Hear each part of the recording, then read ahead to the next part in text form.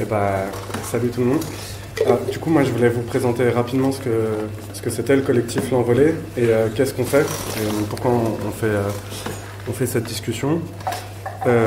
C'est un collectif qui a été créé il y a une vingtaine d'années, en 2001, qui se donne comme objectif d'être le porte-voix de prisonniers qui sont en lutte et qui ont envie que leur parole elle soit relayée à l'extérieur. L'idée, c'est qu'en fait, la parole des prisonniers et des prisonnières, elle est totalement invisible et que quand elle sort dehors, c'est toujours au conditionnel. Ou alors on entend la parole des matons. Mais sur la prison, il y a très peu de paroles directes, en fait, qui sortent.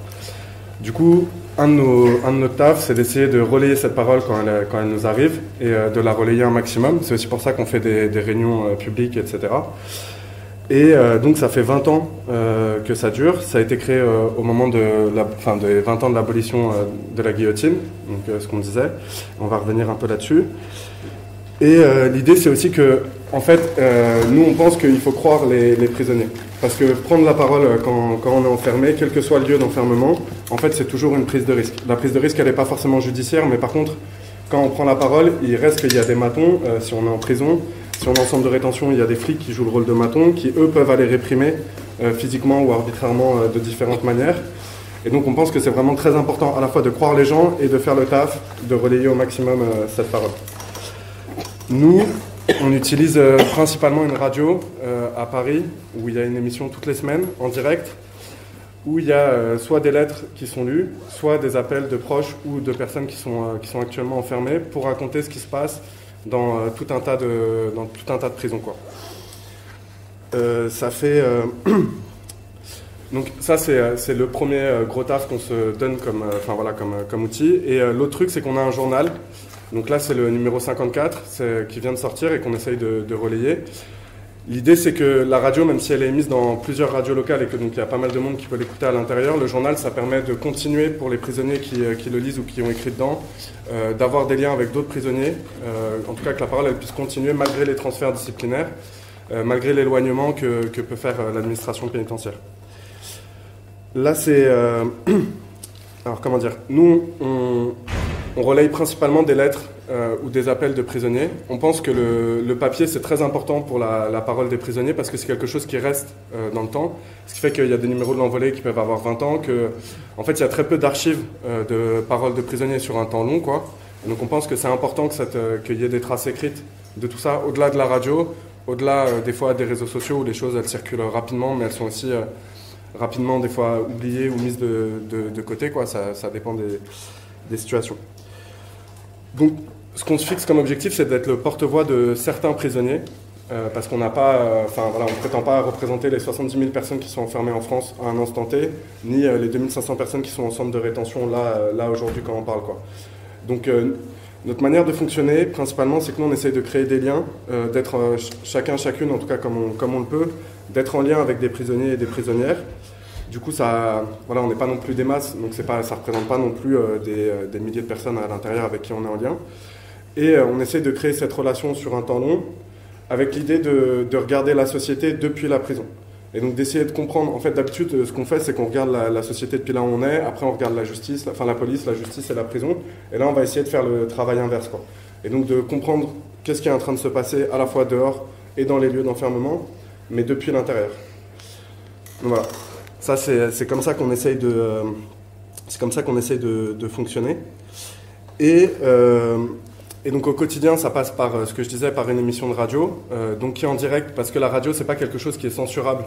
De plus en plus, il y a des techniques qui le permettent avec des brouilleurs, etc. Mais en tout cas, théoriquement, c'est quelque chose qui va immédiatement en tôle, et donc qui permet d'avoir une parole un peu directe, quoi.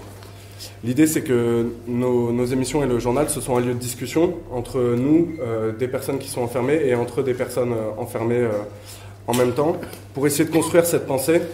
Là, on a beaucoup parlé de l'abolition de la guillotine, mais qui en fait qui n'est pas l'abolition de la peine de mort, parce qu'il y a encore tout un tas de gens qui meurent de plein de manières différentes en prison, et on va revenir sur différentes histoires, et donc sur différentes manières qu'a l'État et l'administration pénitentiaire de continuer à tuer des gens à l'intérieur. Et c'est aussi l'idée de comprendre sur un temps long un peu ce qui est en train de se passer, parce qu'on est... depuis 40 ans, il y a effectivement la guillotine qui a été abolie, mais dans le même temps, il y a eu un allongement des peines et une multiplication de qu'est-ce qui est délictuel. Et donc il y a tout un tas de pratiques qu'on avait il y a 20 ans qui aujourd'hui sont des délits. Et donc de fait, il y a une répression de plus en plus forte de ce qu'on peut faire, quoi. Nos marges de manœuvre, elles diminuent, quoi. Dehors comme en prison. L'idée aussi pour nous, c'est de dire qu'on est contre toutes les prisons et que du coup, on va lutter à la fois avec des gens qui sont enfermés en prison, dans des maisons d'arrêt, mais aussi principalement avec des prisonniers qui sont longue peine et donc qui sont là pour longtemps et qui en fait ont besoin de réfléchir leur statut de prisonnier et d'avoir des luttes à l'intérieur pour obtenir des changements parce qu'ils ne sont pas en train de préparer leur sortie, quoi. Et ce qui est vrai, c'est qu'en fait, l'allongement de la durée des peines dont je suis en train de parler, c'est qu'aujourd'hui, il y a des gens qui prennent des vrais perpètes et donc qui sont condamnés à mourir en prison, quoi. Et donc, on essaye d'être le relais de ces luttes. Ces luttes-là, elles peuvent prendre tout un tas de formes différentes.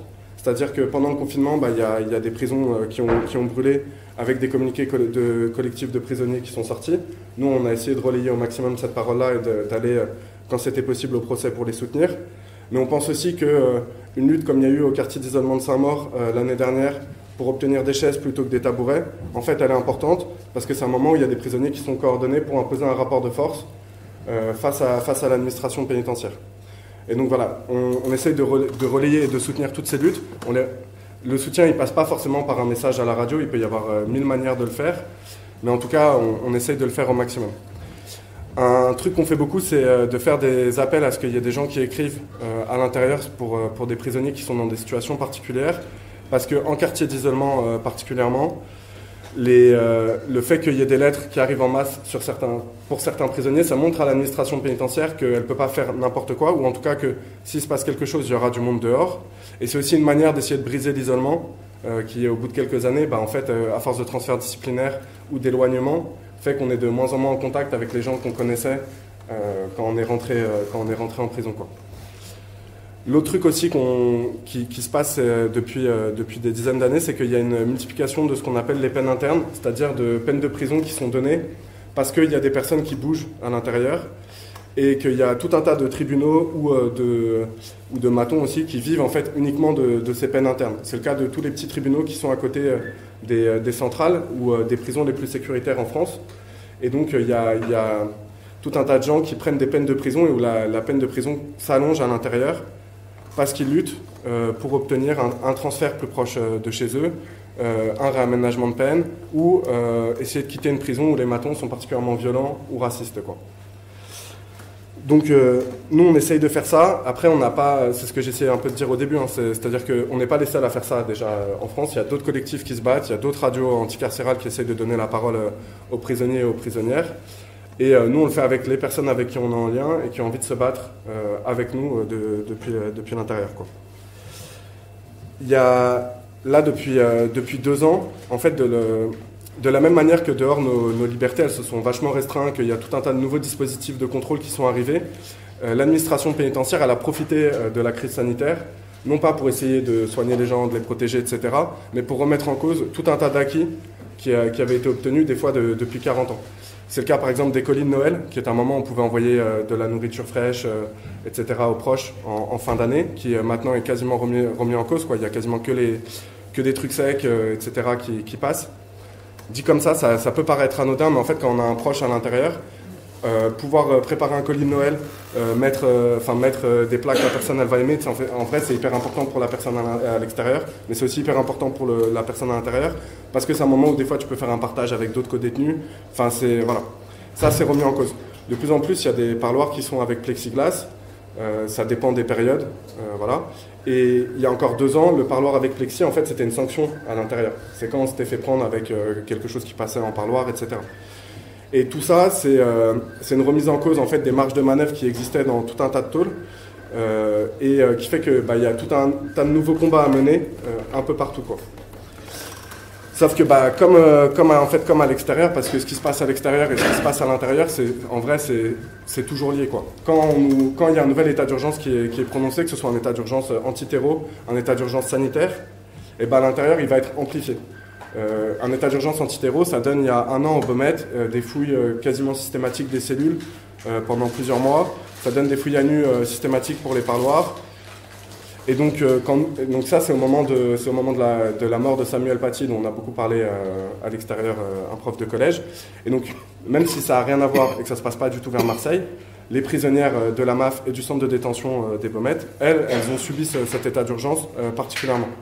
Et quand il se passe ça, en fait, les prisonnières des Baumettes, elles ont décidé de se révolter de plein de manières différentes. Elles ont d'abord fait des blocages de promenade, avec pas mal de sanctions, pas mal de violences de la part des ELSP.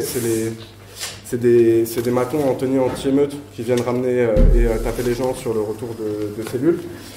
Elles sont aussi saisies d'une radio qui existe à Marseille qui s'appelle Parloir Libre et qui est une radio de dédicace pour les proches de prisonniers, enfin pour les prisonniers et les prisonnières, dont les proches, que les proches utilisaient pas mal. Et donc pendant 2 mois, elles ont utilisé cette radio pour faire passer leur message, pour se coordonner entre elles, donner de la force à celles qui étaient au mitard. Voilà. Et ça a duré jusqu'à ce qu'il y ait des transferts disciplinaires trop importants, jusqu'à ce que en fait, le mouvement il soit cassé par la répression, et le fait aussi qu'il y ait eu très très peu d'écho à l'extérieur, parce que le moment où le mouvement était le plus important, c'était les fêtes de Noël, de fin d'année, etc. Et donc voilà, dehors, il y a personne qui a vraiment trop réagi, quoi.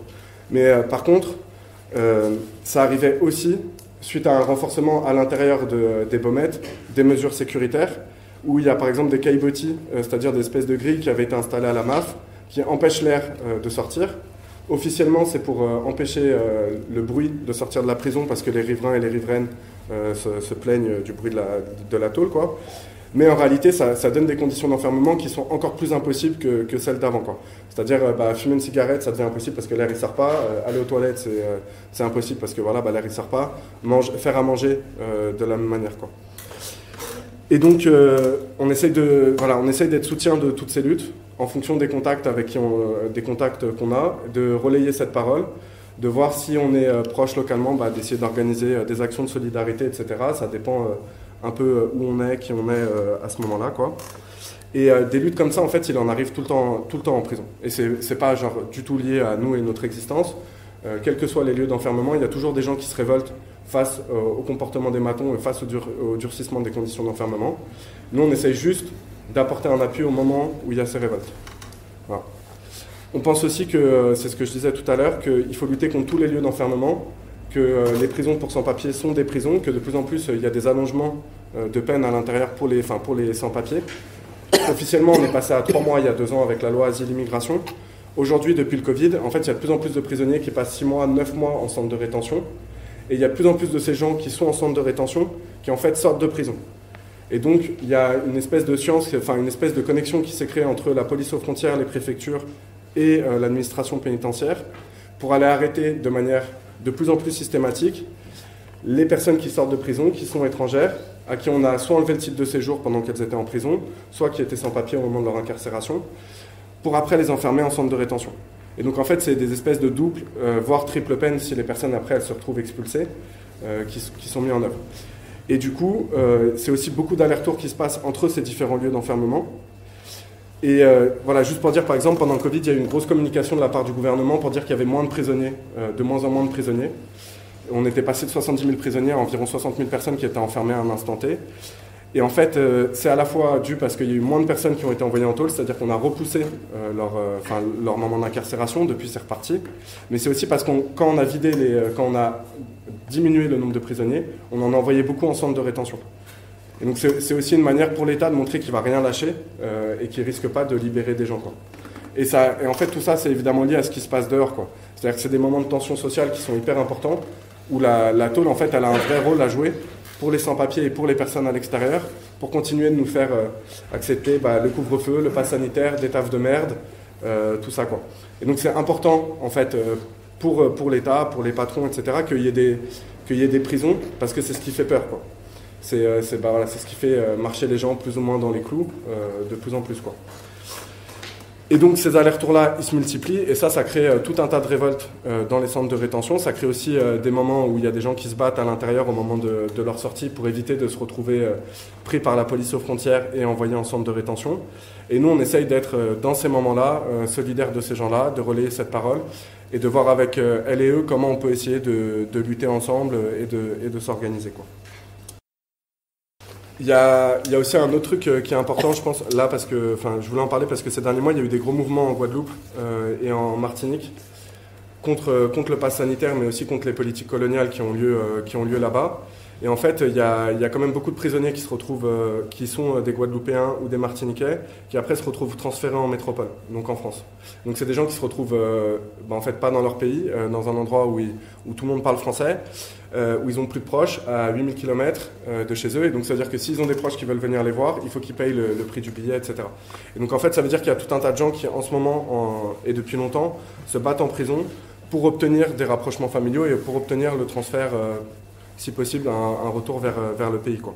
Et en fait, à chaque fois qu'il y a ce type de lutte qui existe, généralement ce qui se passe, c'est les peines internes dont je parlais au tout début, quoi. Donc c'est des gens qui des fois tombent pour 5-10 ans et à la fin se retrouvent à avoir des peines de prison qui durent 30-40 ans, quoi.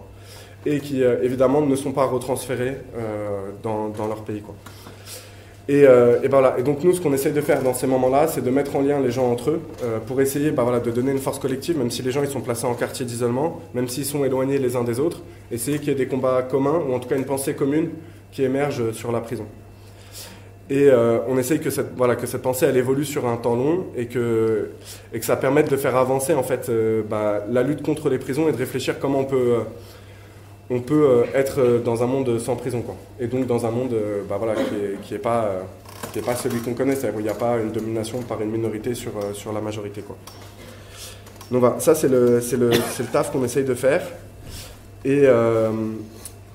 Et voilà, à côté de ça, donc ça c'est le taf qui est public, et à côté de ça, on essaye d'être en lien avec des proches, de soutenir, de donner des conseils, partager nos expériences de comment tu prends les parloirs, comment tu résistes face à l'administration pénitentiaire quand on te fait sauter ton parloir, quand il y a un transfert disciplinaire, d'essayer d'être présent comme on peut et quand on peut sur des procès, pour rendre visible un peu tout ce qui s'y passe, et montrer un peu le chaînon dont je parlais tout à l'heure, prison, justice, police. Et voilà, en gros. Et juste pour dire un tout petit peu, parce qu'en fait la prison c'est quelque chose qui concerne vraiment, en fait, qui concerne quasiment tout le monde dehors. Il y a plein de gens qui n'ont pas de proches ou qui ne sont pas passés en tôle. Mais par contre, à un instant T, en France, il y a 70 000 personnes qui sont enfermées. Mais il y a aussi 160 000 personnes qui sont en milieu ouvert et donc qui sont sur des mesures d'enfermement type bracelet, type semi-liberté, type tout ça.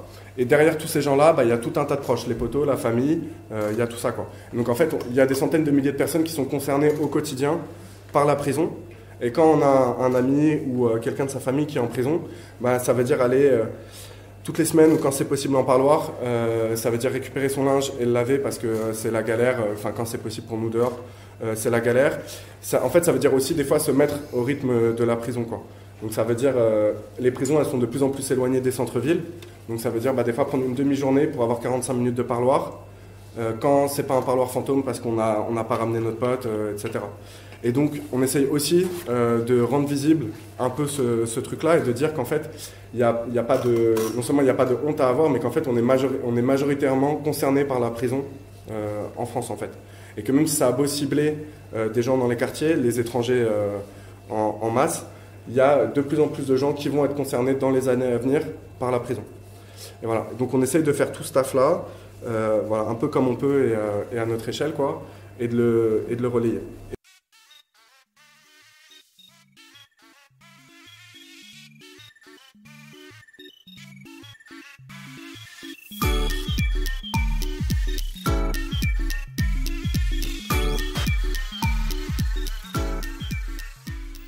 Et du coup, dans le dernier numéro, il y a à la fois des lettres de prisonniers qui parlent de la pseudo-abolition de la peine de mort, qui est juste en fait l'abolition de l'outil pour tuer les prisonniers.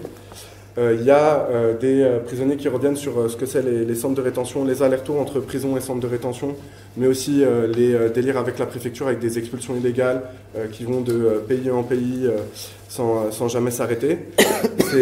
C'est des lettres de prisonnières qui racontent ce que c'est d'être transincarcéré, ce que c'est une première perme après 18 ans. Et du coup, c'est toutes ces paroles-là qu'on pense qu'il est important de relayer aujourd'hui, quoi. Il y a deux autres choses auxquelles je pense là, qui sont dans le dernier numéro. C'est une longue lettre d'une prisonnière gilet jaune. Et en fait, il y a eu vraiment tout un truc le mouvement des gilets jaunes, il a été très très fort réprimé par la police, qui a mutilé beaucoup de gens. et tabasser et terroriser les gens. Mais aussi, le relais a été pris par la justice, qui a terrorisé les gens, clairement, en mettant des milliers de personnes en prison, notamment. Et il y a eu tout un travail de solidarité qui a été mis en place par le mouvement des Gilets jaunes, qui est vraiment important. Et ça a été... Donc, il y a une lettre dans le journal à ce sujet. Et il y a un livre qui est sorti qui s'appelle « Je ne pensais pas prendre du ferme » et qui revient avec des récits de personnes qui ont été incarcérées ou qui les ont soutenues là-dessus. Et c'est vraiment important d'en parler parce que le mouvement des Gilets jaunes, il s'est retrouvé obligé de mettre la prison au cœur des questions sociales, en fait, parce qu'ils y ont été contraints, sûrement pour ça, mais, et des violences policières aussi. On dit souvent que c'est à ce moment-là qu'il y a plein de gens qui ne connaissaient pas l'existence des violences policières et qui se sont mis à se les prendre dans la tronche, et donc ça en a parlé plus, et que plein de gens ont réalisé ce que plein d'autres vivaient depuis très longtemps.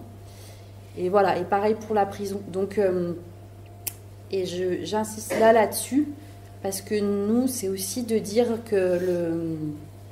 qu'en fait, la prison, ça peut concerner déjà plein de gens. Et en fait, même quand on ne se sent pas directement concerné, c'est une question qui devrait être au cœur de toutes les luttes sociales, en fait. Et je vais m'arrêter là sur ce sujet-là. Et il y a aussi, dans le dernier numéro, il y a un retour sur le procès en assises à Beaumont, enfin de Beaumont. En fait, c'est le procès de 5 personnes, dont 1 ou 2 des frères d'Adama Traoré, qui ont été accusés d'avoir tiré sur la police au moment des émeutes qui ont suivi la mort d'Adama Traoré. Et ils ont tous fait des années de prison préventive, et puis il y a eu un procès. Donc il y en a 3 qui ont été relaxés, mais il y en a aussi 2 qui ont pris des peines super lourdes, de 8 à 12 ans, c'est ça. Et voilà, il y avait des gens de l'Envolée qui étaient au procès, et on leur raconte, on leur résume un peu. Et là, je reviens là-dessus aussi pour dire qu'un des boulots de l'Envolée, c'est de décrire le fonctionnement de la justice, pour montrer que déjà la justice, c'est pas ce que ça prétend être, qu'il suffit d'aller dans les tribunaux, et ça tout le monde peut le faire, et c'est hyper bien de le faire, pour voir comment ça fonctionne réellement, et que de toute façon on ne peut pas critiquer la prison sans critiquer la justice et le droit, et essayer de comprendre et faire comprendre comment ça marche à notre niveau, et sachant que justement c'est pas parce que il n'y a pas que les gens qui sont passés par la prison qui se mangent le droit dans la tronche, quoi. C'est un gros dispositif qui fait pas du bien et qu'il est bon de critiquer. Voilà, c'est pas mal, non? Ah ouais. Donc ça, c'est le numéro 54. Et juste pour dire un tout petit peu, l'Envolée à la base, ça a été créé par des proches et des anciens prisonniers et prisonnières, juste pour dire un peu qui on est nous. Aujourd'hui, c'est pas exactement le cas. Il y a des anciens prisonnières ou prisonniers. Il y a des proches qui étaient là, qui ont d'abord connu la prison de cette manière-là. Et il y a aussi des gens qui luttent contre les prisons, qui se rajoutent à tout ça. Et donc ensemble, on essaye de former, un peu, de tenir un peu cette ligne on est contre toutes les prisons en partant de la parole des prisonniers et prisonnières, quoi. Voilà un peu qui on est. Et je vais présenter vite fait le livre qui s'appelle « La peine de mort n'a jamais été abolie, 10 et écrits de prison choisis par l'Envolée », qu'on a sorti à l'occasion des 40 ans de l'abolition de la peine de mort, donc que nous on appelle abolition de la guillotine, parce que l'État tue toujours, donc on voulait le signaler. Et donc en gros ça a déjà été dit, notamment parce que quand la guillotine a été abolie en 81, c'est présenté comme un gros délire humaniste. En fait ça l'est pas tant, ça s'accompagne d'un gros tournant hyper sécuritaire dans le droit pénal et dans les prisons. Et depuis, les peines elles s'allongent, les délits qui envoient en prison, les peines qui envoient en prison se multiplient, c'est-à-dire, comme tu as dit, pour des faits pour lesquels on n'allait pas en prison avant, on y va. Et donc, si maintenant on va en prison pour un défaut de permis, et évidemment, pour un vol, on prend plus cher. Et ça crée un surenfermement de la population, en fait. Et ça, c'est des prisonniers qui ont commencé à le dire en 2001. C'est des prisonniers qui ont fait sortir des lettres, des textes, pour dire il faut troubler la fête. Là, ils vont se la raconter à fêter les 20 ans de l'abolition de la peine de mort. Nous, on est en train de crever en prison. On prend des peines super longues, on prend super cher pour faire accepter le surplus sécuritaire. Et ben, il y a des prisons de haute sécurité qui sont créées avec des conditions atroces. Les gens, ils disent on est dans des tombeaux. Il y a des quartiers d'isolement de partout super durs, on y reviendra. Voilà, il y a plein de mesures hyper sécuritaires pour faire accepter ça. Et les gens, ils disaient il faut faire quelque chose. Voilà.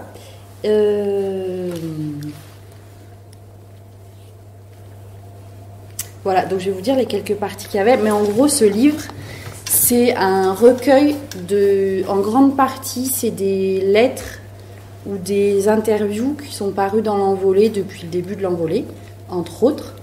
Il y a quelques autres textes et prises de parole aussi. C'est des paroles de prisonniers, de prisonnières et de proches en grande partie. Aussi quelques paroles de proches de personnes qui ont été tuées par la police. Et au moment où on a voulu faire ce livre, il y a eu des discussions entre des gens de l'Envolée dehors et des prisonniers et prisonnières dedans pour leur dire on va faire un livre qui parle de ça et contribuer si vous voulez. Et ça a fait des échanges entre l'intérieur et l'extérieur et on voit en fait qu'il y a beaucoup de personnes à l'intérieur qui se sont nourries de choses qui avaient été écrites auparavant et qui ont dit beaucoup de choses qui sont souvent se rejoignent. Et c'est aussi ça le boulot de l'Envolée, c'est de en fait faire communiquer les gens dedans, dehors, et d'avoir des échanges et de nourrir une pensée critique sur tout ça avec les gens qui le vivent en premier. Donc je crois qu'on était assez contents de ça. Et je vous dis juste un peu pour dire que ça parle pas que des longues peines, ça parle pas que de l'isolement, parce qu'il y a plein de manières par lesquelles l'État y tue. Donc ça commence par ça, mais ça parle aussi du fait que la prison c'est une machine à provoquer des suicides. Il y a énormément de suicides en prison. Donc parfois, c'est par exemple des violences de matons qui sont maquillées en suicide, mais parfois aussi, vraiment, la prison, elle pousse les gens au suicide. Donc ça, on va y revenir aussi après. Il y a la longueur des peines et aussi le fait que les aménagements de peine, c'est quand même beaucoup du pipeau. En fait, il n'y a pas tant d'aménagements de peine. Quand on dit, ça on l'entend super souvent dans les tribunaux, on va condamner à 15, mais il en fera que 7. En fait, c'est pas vrai. En général, c'est pas vrai. C'est super dur de sortir de prison. Ça, j'en ai déjà parlé. Il y a tout un volet sur les refus de soins. En fait, on est très très mal soigné en prison, mais vraiment très très mal. Et donc, quand on est dans un très mauvais état, eh ben, on n'est pas soigné. Enfin, ça arrive vraiment très souvent, trop souvent, que des gens ils meurent en prison pour des trucs qui n'ont juste pas été soignés. Parce que les médecins, souvent, c'est des bons complices de l'administration pénitentiaire et ils font pas le taf. Mais aussi parce que des matons, ils vont s'improviser médecins et pas appeler les médecins quand il y en a besoin, ou dire ils simulent.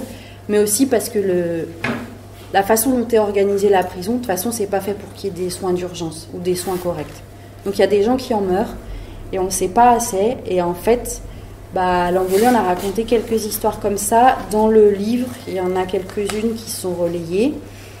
Il y a eu encore tout récemment un prisonnier à Villefranche-sur-Saône qui est mort parce qu'on lui avait refusé, mais clairement refusé les soins. Et il est mort pour ça. Et en fait, ces paroles, il faut qu'elles sortent. Il faut vraiment que ça se sache que c'est en plus une vraie merde structurelle.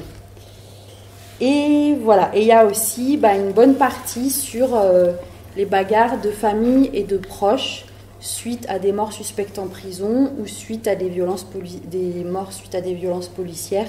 Et comment en fait les gens ils s'organisent. Les gens ils se battent, ils ont besoin de soutien. Puis bon, Najette elle en parlera. Et ça finit quand même par saluer vraiment le fait que tout ça, si on peut le dire, c'est parce que des gens qui sont en prison, ils le disent et que ils se bagarrent, quoi, ils lâchent pas l'affaire. Et que par exemple, quand ils savent que dehors on raconte ce qu'ils ont dit, qu'on lit leurs lettres, en fait ça leur donne grave la pêche. Voilà. Il est sur la table de presse et il n'est pas trop mal, je vous le conseille. Et en fait, je voulais dire un truc aussi que j'essaie un peu de dire à chaque fois, c'est que les choses dont on parle, elles sont dures, mais en fait, le fait d'une manière ou d'une autre, de se solidariser avec les gens, de leur apporter un peu de force et de soutien, qui s'en apportent les uns les autres, de relayer la parole des gens et de savoir que ça leur fait du bien, en fait, c'est des trucs qui donnent vraiment beaucoup de force. Voilà. Donc, on n'adore pas quand les gens ils sont super plombés après tout ce qu'on a raconté. En fait, surtout à un moment où dehors, il y a de plus en plus de gens qui disent qu'on ne peut plus lutter ou qu'on ne peut plus rien faire parce que les marges de manœuvre, elles se sont réduites. En fait, quand même, toutes les personnes qui sont enfermées, elles montrent un exemple de... Même quand les marges sont réduites, en fait, on peut quand même se battre. Du coup, c'est vraiment important aussi d'être là pour les soutenir, quoi. Enfin, et de garder cette patate-là, quoi. Et les proches aussi. En fait, on n'a peut-être pas tant insisté, mais quand on est proche de quelqu'un qui est en prison, on est beaucoup en lutte, en fait. Garder contact avec les gens qu'on connaît qui sont en prison, mais aussi avec leurs proches qui se battent au quotidien. Essayer de trouver des manières de les soutenir, de donner un petit peu d'écho à leur combat, c'est cool.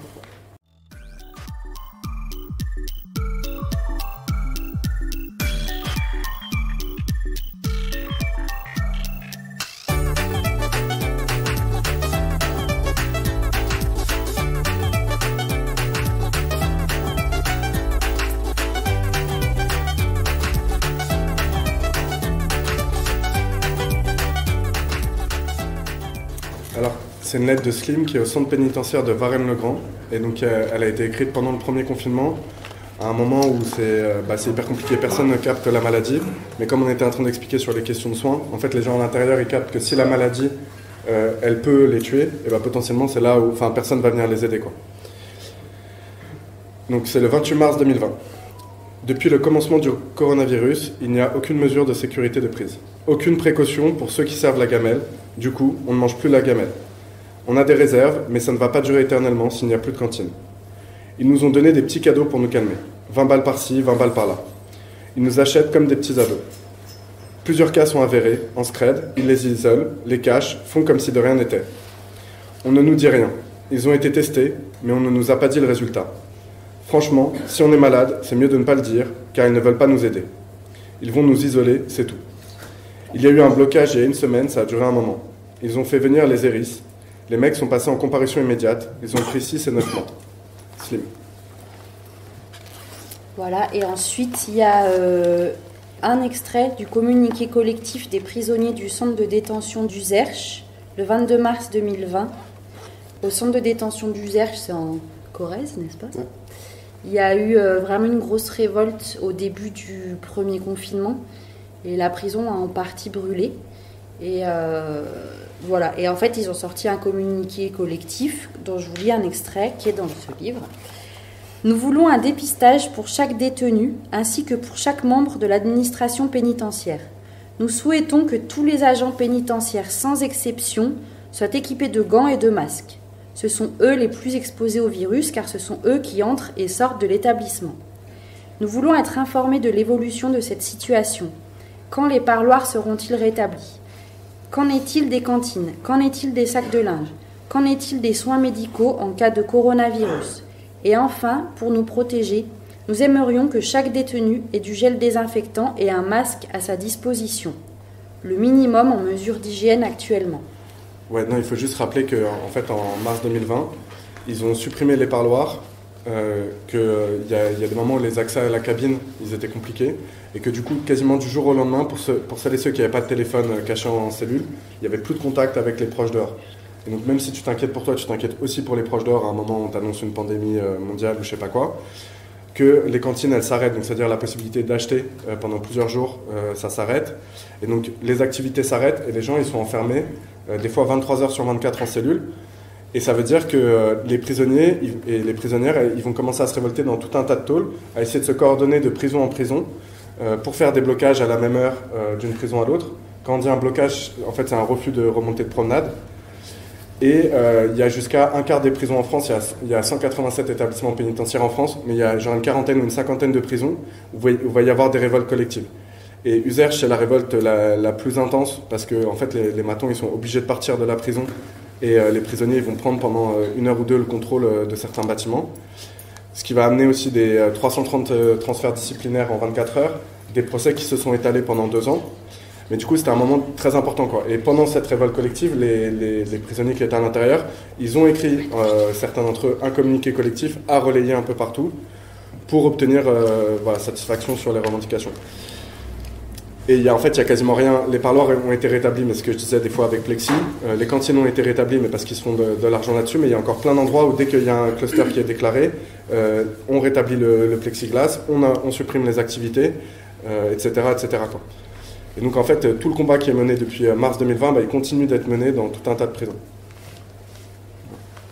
En fait, le plexiglas, je ne sais pas si c'est clair, c'est que en fait, en gros, tu arrives déjà, ça dépend des prisons, l'organisation des parloirs, mais il y en a beaucoup où tu arrives dans une cabine, c'est déjà tout petit et pas très confort. Et là, par exemple, tu n'as qu'une ou deux personnes qui peuvent y aller. Donc par exemple, je sais pas, il y a des mamans, elles doivent choisir entre l'un ou l'autre des enfants pour aller au parloir. Il y a déjà ça, les places elles sont très limitées. Et tu as un plexi de haut en bas qui te sépare de la personne que tu vas voir. T'entends rien, parce que c'est du plastoc de merde, avec 2 petits trous en haut. T'entends rien. En général, ils ont continué d'obliger d'avoir les masques. Donc vraiment, t'entends rien. Tout le monde braille et tu peux pas toucher l'autre. Et à savoir que depuis mars 2020, donc il y avait eu 2 mois de fermeture des parloirs complets. Et là encore, officiellement, c'est interdit de se toucher au parloir. Donc il y a des gens qui ont pas touché leurs proches depuis. Il y a des... Ouais, ils ne se sont pas touchés. Donc imaginez le truc, alors que tout le monde se touche. Et surtout, alors que c'est les surveillants qui ramènent le Covid en prison. C'est clair et net. C'est comme ça. Eux, ils touchent leur famille, ils vont au magasin, ils font la teuf. C'est eux qui ramènent le Covid en prison. Par contre, dès que le Covid y rentre, en fait... Ils disent « Ah, il faut bloquer les prisonniers, il faut les enfermer, il faut empêcher les familles de venir. » Avec leur syndicat de matons, ils ont toujours ces revendications-là. Il y a 2 semaines, ils disaient « Il faut mettre les prisons sous cloche. » Et ils font ça depuis le début.